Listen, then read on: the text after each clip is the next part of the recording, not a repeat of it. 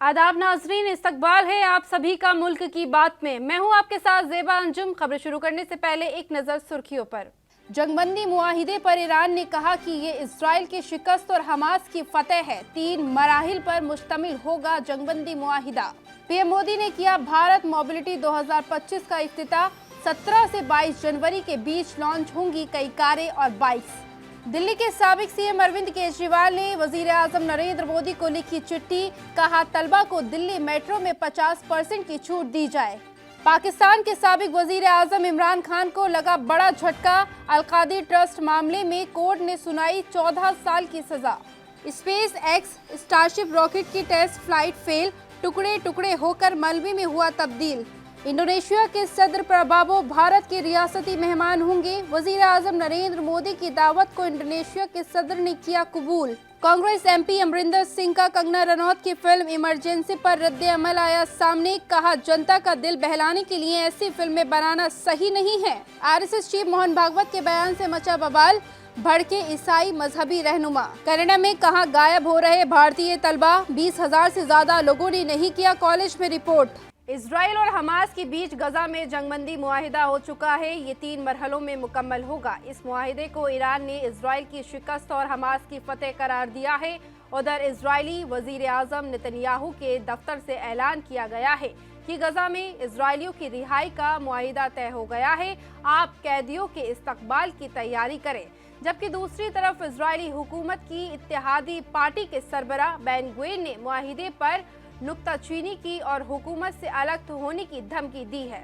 Israel और Hamas के बीच गजा में सीज फायर को लेकर जहां इजरायली वजीर आजम को नुक्ताचीनी का सामना करना पड़ रहा है और उन्हें अपने ही मुल्क में इस मुआहिदे को लेकर मुखालफत झेलनी पड़ रही है, बेन गुवेन ने इस मुआहिदे की सख्त अल्फाज में मजम्मत की है और कहा है कि ये हमास को ऑक्सीजन देने जैसा है। बेन गुवेन ने इजरायली हुकूमत से अलग होने की भी बात कही है, जिससे नेतन्याहू की कुर्सी भी खतरे में पड़ सकती है। बताते बेन गुवेन की पार्टी इजरायली हुकूमत की इत्तेहादी पार्टी है। उधर नेतन्याहू ने इस बात पर जोर दिया है कि उनकी हुकूमत जंग के सभी मकासद को हासिल करने और तमाम यरगमालियों की वापसी को यकीनी बनाने के लिए कारबंद है। वो उन शिद्दत पसंद बुजरा को तसल्ली देने की कोशिश कर रहे थे जो मुआहिदे पर अमल दरामद की शक्ल में इस्तीफा देने की धमकी दे चुके हैं। उधर ईरान ने मुआहिदे का इस्तकबाल करते हुए कहा है कि ये मुआहिदा इजराइल की शिकस्त और हमास की फतेह है। ईरान ने कहा कि इजराइल अपना एक भी हदफ हासिल नहीं कर सका है और ना ही इजराइल हमास को खत्म कर सका है और ना ही अपने कैदियों को आज़ाद करा सका है।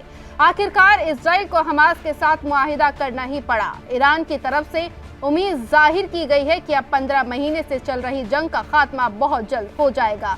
ईरान ने इजराइल की तरफ से मुआहिदे की खिलाफ वर्जी की शक्ल में उसे खबरदार कर दिया है और कहा है कि खिलाफ वर्जी की शक्ल में इस खित्ते में दोबारा नई जंग का आगाज हो सकता है। हमास के सरबराह खलील अल हय्या ने जहां मुआहिदे को कामयाबी और फख्र का बाइस बताया है, वहीं ये भी कहा कि ये जंग नस्लों तक जारी रहेगी। याद रहे कि मुआहिदे पर दस्तखत हो गए हैं और ये मुआहिदा 3 मराहिल में पूरा होगा, जिसमें पहला मरहला 6 हफ्तों में मुश्तमिल होगा। इस दौरान गजा से इजरायली फौज की वापसी शुरू हो जाएगी और हमास 33 इजरायली कैदियों को रिहा करेगा। दूसरे मरहले में बाकी इजरायली कैदियों की रिहाई और मुस्तकिल फायर बंदी और इजरायली फौज पूरी तरह से गजा से निकल जाएगी। तीसरे मरहले में सभी मय्यदों की वापसी और गजा की तामीर नो शुरू होगी। वजीर आजम नरेंद्र मोदी ने 17 जनवरी यानी कि आज दिल्ली के भारत मंडपम में भारत मोबिलिटी 2025 का इफ्तिताह कर दिया है।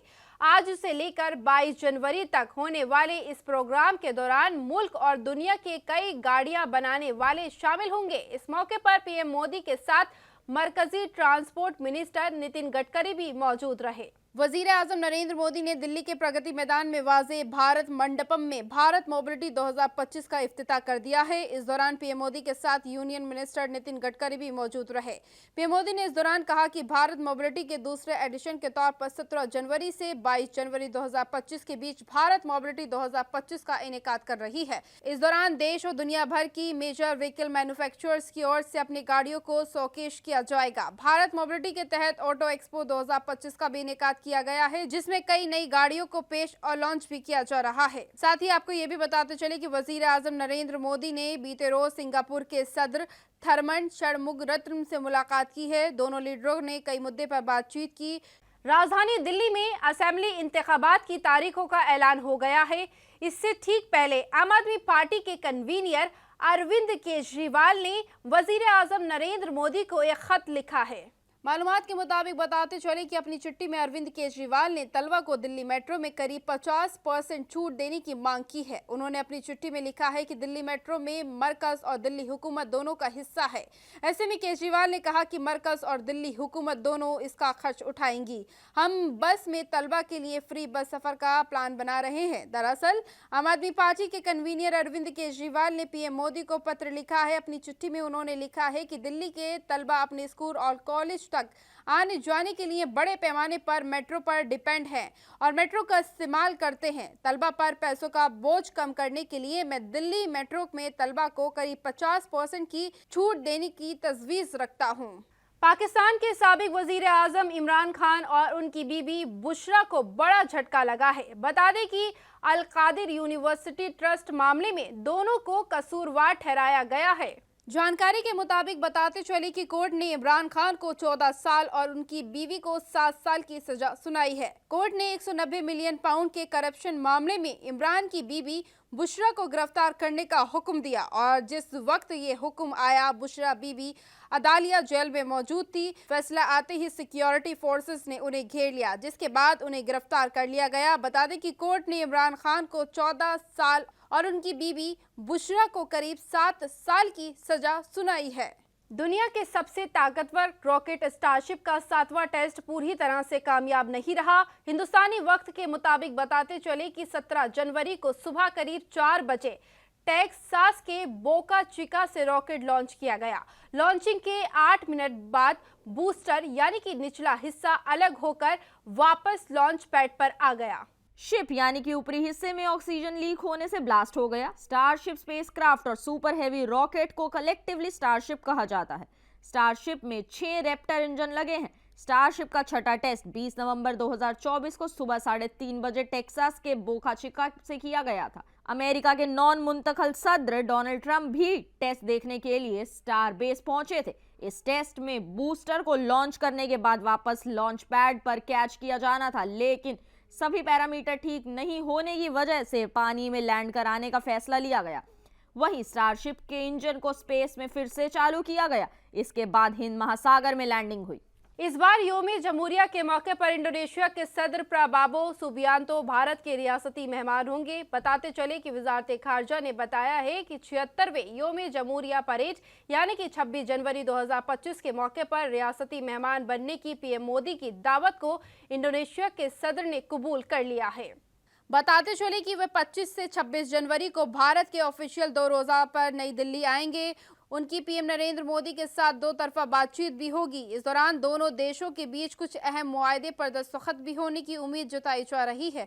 सुबियांतो अक्टूबर 2024 में ही इंडोनेशिया के नए सदर के रूप में चुने गए थे। ये उनका पहला हिंदुस्तान का सफर है। वजारत खारजा ने जानकारी देते हुए बताया कि भारत का इंडोनेशिया के साथ काफी तारीखी रिश्ता रहा है। दोनों देशों ने रिश्तों को काफी करीबी रिश्तेदारी का दर्जा भी दिया है। भारत की एक्ट ईस्ट पॉलिसी और इंडो पैसिफिक रीजन पॉलिसी में इंडोनेशिया एक अहम साझेदार है। एक्ट्रेस कंगना रनौत की फिल्म इमरजेंसी की रिलीज पर कांग्रेस एमपी और पार्टी चीफ अमरिंदर सिंह राजा ने कहा है कि इस तरह की फिल्मों में हकीकतों को तोड़ मरोड़ कर पेश किया जाता है।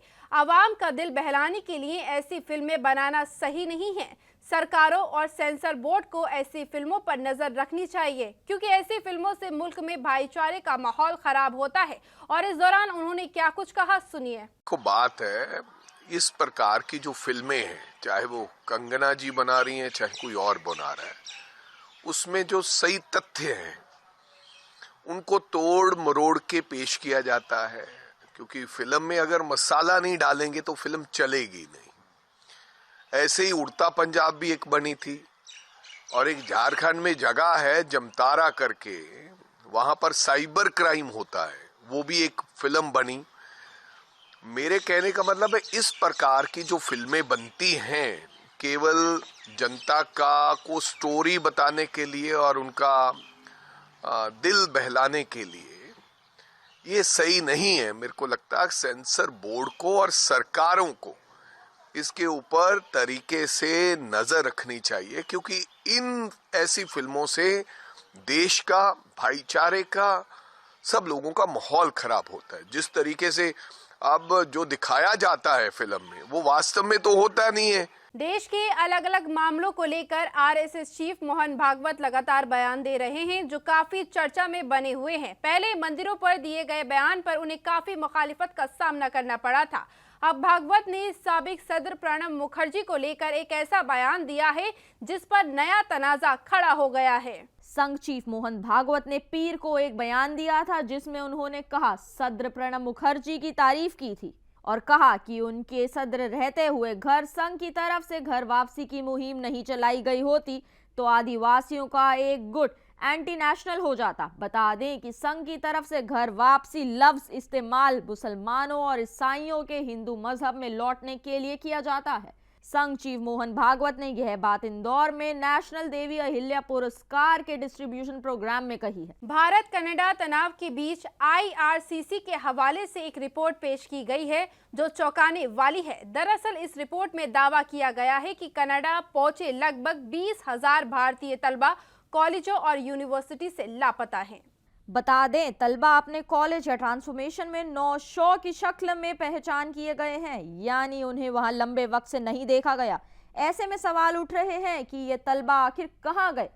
कई एक्सपर्ट्स का मानना है कि गैर हाजिर रहने वाले ज्यादातर तलबा कनाडा में ही काम कर रहे हैं और परमानेंट शहरी बनने का ख्वाब रखते हैं। हेनरी लॉर्टिन फॉर्मर इकोनॉमिस्ट और इमिग्रेशन मामलों के एक्सपर्ट्स का कहना है कि ज्यादातर तलबा अमेरिका की सीमा पार नहीं कर रहे बल्कि कनाडा में काम कर रहे हैं। इसके पीछे का मकसद परमानेंट रूप से कनाडा में बसना हो सकता है। कनाडा में 2014 में इंटरनेशनल स्टूडेंट कंप्लायंस रिजाइम लागू किया गया था, जिसका मकसद फर्जी तलबा की पहचान करना और मुश्तबा स्कूलों की पहचान करना था। इमिग्रेशन डिपार्टमेंट साल में 2 बार कॉलेजों और यूनिवर्सिटीज के तलबा की हाजिरी की रिपोर्ट मांगता है, जिससे यह कंफर्म किया जा सके कि वे अपनी स्टडी परमिट की तालीम कर रहे हैं। स्पेन जाने की कोशिश कर रहे करीब 800 गैर मुल्कियों को ले जा रही एक नाव मोरक्को के पास पलट गई, जिसमें 40 से ज्यादा पाकिस्तानियों की मौत हो गई। अफसरान ने 16 जनवरी 2025 को यह जानकारी दी। गैर मुल्की अफसरान के ग्रुप वॉकिंग बॉर्डर्स ने कहा कि 50 से ज्यादा गैर मुल्कियों के डूबने का हादसा है। मोरक्को के अफसरान ने एक दिन पहले एक नौका से 36 लोगों को बचाया था, जो 2 जनवरी को मॉरिटानिया से 86 गैर मुल्कियों को लेकर रवाना हुई थी। इन गैर मुल्कियों में 66 पाकिस्तानी भी शामिल थे। पाकिस्तान के वजारत खारजा के दफ्तर ने घटना पर एक बयान जारी कर बताया कि मोरक्को में उनका सिफारत खाना बचाव कार्यों में मदद के लिए मकामी अफसरान के साथ लगातार राब्ते में है। मुझे देखकर उस आदमी ने मुझे चुप रहने का इशारा किया और कहा कि कोई आवाज नहीं। तब तक जुनू भी जाग गई। उस आदमी ने फिर धमकी दी कि कोई आवाज नहीं और कोई बाहर भी नहीं आएगा। FIR के मुताबिक जुनू ने शोर मचाया और भागकर बाहर आ गई। इसके बाद सैफ अली खान और करीना अपने बेटे के कमरे में आए। फिलिप ने कहा जब सर आए तो मुलजिम ने उन पर हेक्सा ब्लेड से हमला किया और फिर गीता पर भी हमला किया। FIR के अनुसार खान और गीता ने किसी तरह हमलावर को काबू में किया और आरोपी को कमरे में बंद कर दिया। इसके बाद वे डुप्लेक्स की ऊपरी मंजिल पर भाग गए। काफी शोर होने के बाद में परिवार के बाकी कर्मचारी भी उठ गए। जब वे उस कमरे में गए तो दरवाजा खुला हुआ था और वहां से हमलावर फरार हो चुका था। हमलावर के बारे में बताते हुए फिलिप ने कहा कि उसकी उम्र 30 से 35 साल के बीच थी।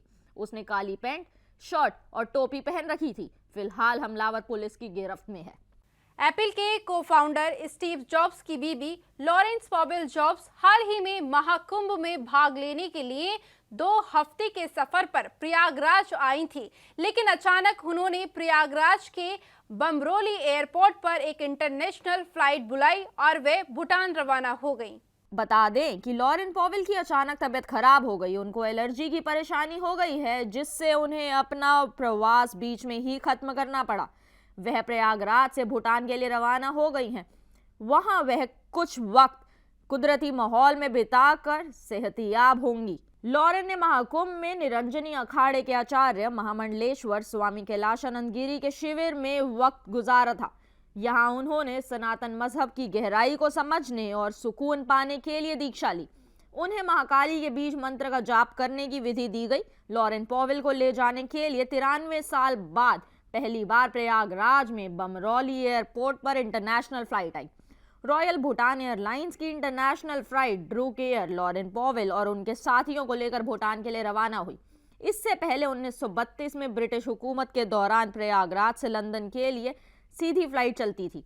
महाकुंभ में लॉरेन पॉवेल का आना और उनका तजुर्बा भारतीय संस्कृति और सनातन मजहब की वैश्विक महत्ता को समझना था।